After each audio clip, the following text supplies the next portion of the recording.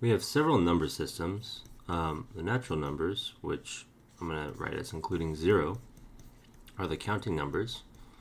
So you start with 0, and then you increase the number by 1. So 1, what is the meaning of the number 1? Well, it's the number 1 up from 0. It's the successor of 0. Now, these numbers are somehow natural, but if we want to solve equations, we are not equipped with this number system. So for example, the equation t plus 2 equals 0, this is a linear equation, that is, it's degree 1. This has no solutions in n0. And so what we might do is we might declare that this has a solution. What does it mean to declare that it has a solution? Well, what we do is we construct a new number, which is sort of the additive inverse of 2, which is negative 2. So this leads us to the integers.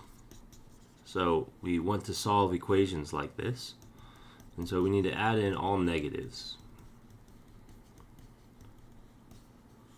Okay, great. Now we can solve equations that look like t plus something.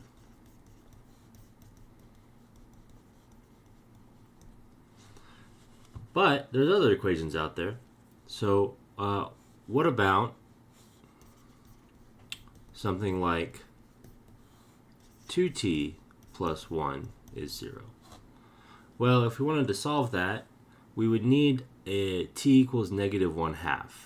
That is, we need sort of a multiplicative inverse of negative 2. So we need sort of negative 2 to the negative 1 power, which is negative 1/2. Okay, so in the desire to solve equations like this, or more generally at plus b is 0, we're led directly to the rational numbers.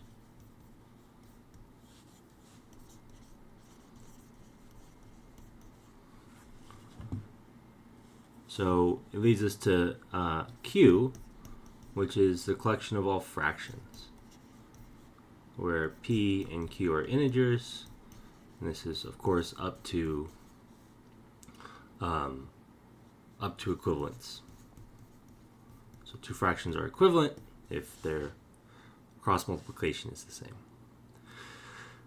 And we might think life is great. You know, we have a field now, so this is a full-on field. We can divide now. But we still can't solve things like t squared minus 2 is 0. Okay. What would that involve having in our number system? That would involve having the square root of 2. But the square root of 2 is not in Q.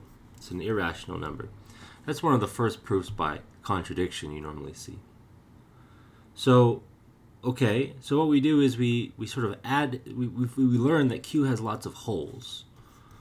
The rational numbers has an infinite number of holes, in fact, an uncountably infinite number of holes. But there's lots of holes, I'll say. This is not an analysis class.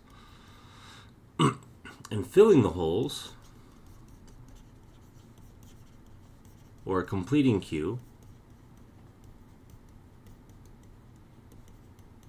leads us to R. All right, that process is tedious and is not in the realm of this class. Nevertheless, we now have the ability to solve some equations, but not all. So we still can't solve t squared plus 1 is 0. Is the square of any real number is positive, or it's non-negative rather, and if I add 1 to it, it's positive. So we add a solution to this, like we've been adding solutions this whole way. So we call I the square root of negative 1, and that's what we've been dealing with for a while. Okay?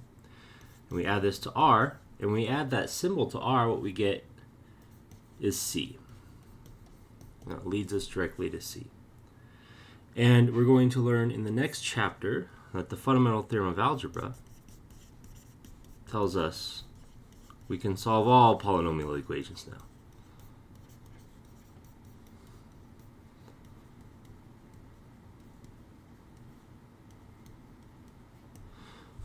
Great. So in some way, solving equations leads us to new number systems. Now this jump is a non-algebraic jump. The jump from R to C is algebraic, but the jump from Q to R, this is sort of a non-algebraic jump. In particular, if you add in the solutions to all polynomials with rational coefficients, you're led to the algebraic numbers, and that's a countable field, and R is not countable. Nevertheless, this is one way of leading us to C. And what we're going to do is, what we're going to do in this class is we're going to spend a lot of time looking at the jump from Q to C. Namely, excuse me, if you wanted to add in, if you needed to use the square root of 2 for some reason, you don't have to add in all of R. R as a Q vector space has uncountably infinite dimension. This is like a way overkill, adding in all of R, way overkill.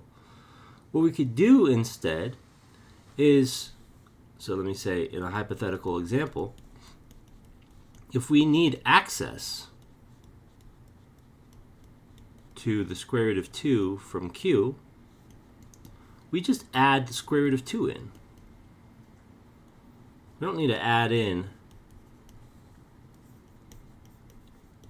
all real numbers. And we'll find later that this isn't a way of describing adding in the square root of 2 into Q. And if you use the subfield test, Q adjoin root 2, this is certainly a subset of C, so you can apply the subfield test to it. You'll find that Q adjoin root 2 is a subfield of C. It's actually a subfield of R because everything here is real.